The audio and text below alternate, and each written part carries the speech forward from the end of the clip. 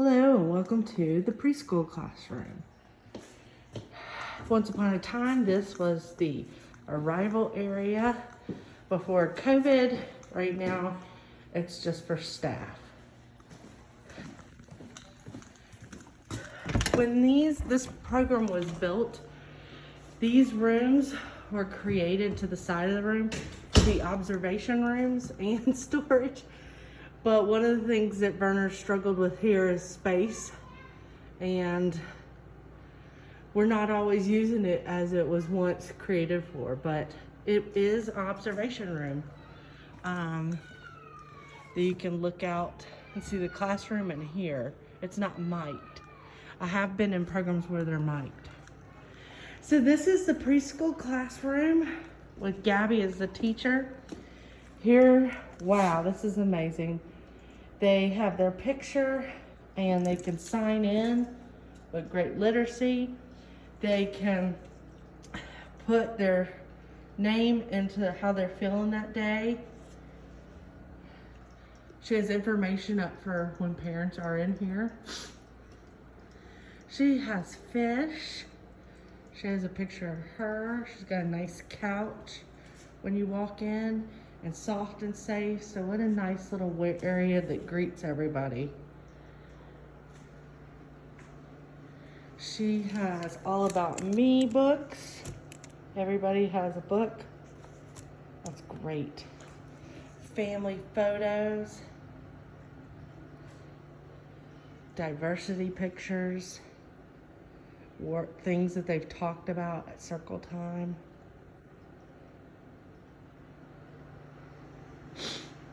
Here is a table. This is not necessarily for work. This is for the eating, and it's also kind of near the art area or tables. I see sand toys, so this is a place where they can work with Play-Doh or sand or all sorts of things. Wow, look at that table. A low sink, low paper towel, another low sink. It looks like they've put a teacher area so that they have a place to do their work. Refrigerator. The tape is for keeping things out of the food prep area. The bathroom. I like how they have children's cubbies for things to change out of. Diaper changing if they still need to. And potty. It is open right here, but it doesn't seem to bother the children. Your sensory tables, one's right here, another one.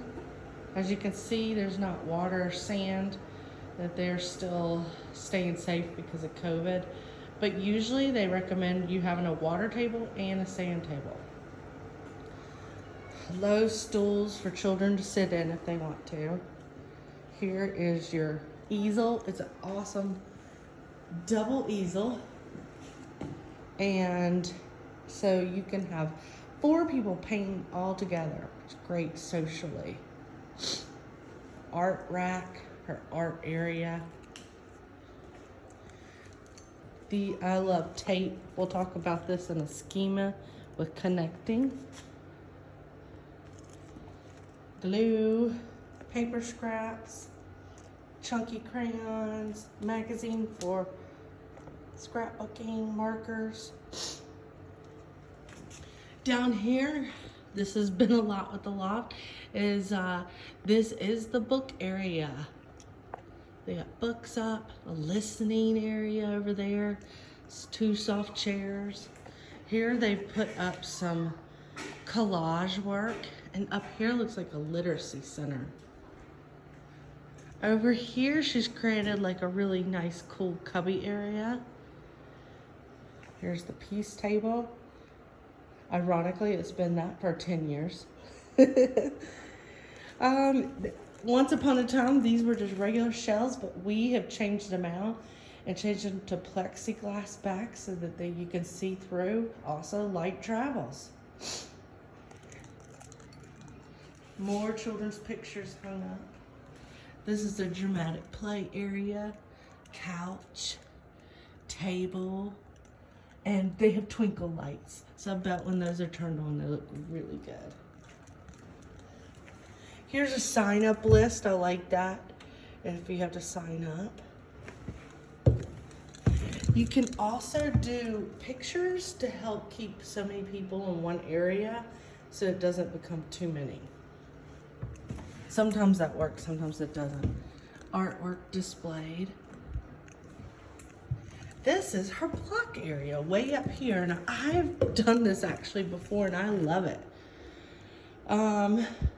The only time I've ever had to change this is that the children threw the blocks off the loft towards the class, so we changed that out.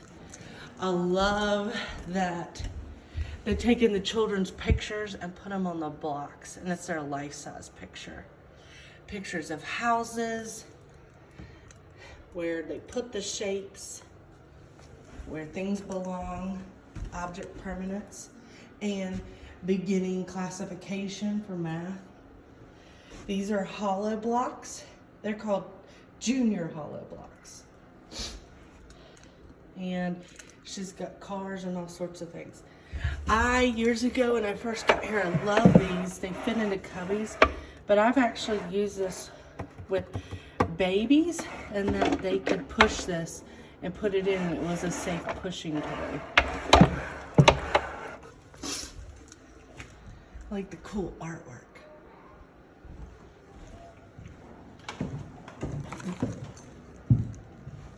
Literacy, she's got a mailbox, the alphabet displayed. But it's not about making children sit down and write. These things are emerging, so she has different ways for them to see how important writing is and how letters are important. And look at people beginning to write their name. Look at that skill set. It's not something we force here. We don't do dot to dots. We don't say you have to do this on the line. It's just about exposure and appreciating how important literacy is. Again, these chairs I ordered 10 years ago. They're wood. And we did a uniform chair here a while back so that if different sizes of children, they could change them out.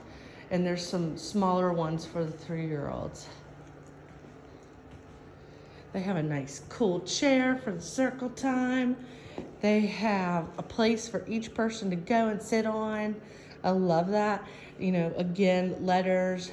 These look pretty worn. They've probably been used for years and years. These are her circle time songs. She has a calendar, but it's just about exposure, not about having to do it. Her radio, their picture schedule, a KWL. It's what you want to know, what you want to learn, and what you did learn. Job chart. This is her manipulative area. Good old Mr. Potato Head. Here's her science area. And looks like math, science and math. She has blocks, cool cubes, all sorts about shape collage, colors, nice family, like home aesthetic, a recipe for making fruit salad, a height chart. It's not about just like saying the numbers, but just exposure to how important numbers are. Animals, sorting, math, or about shapes. They did a study about hair. Check this out. And eyes too. Isn't that cool?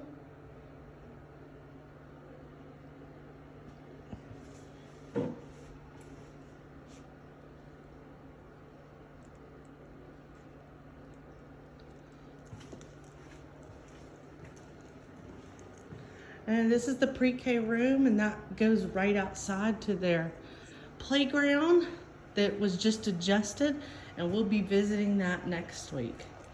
I like how they got everybody right there.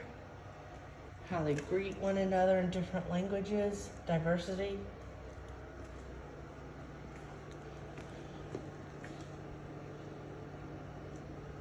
Welcome to the preschool room.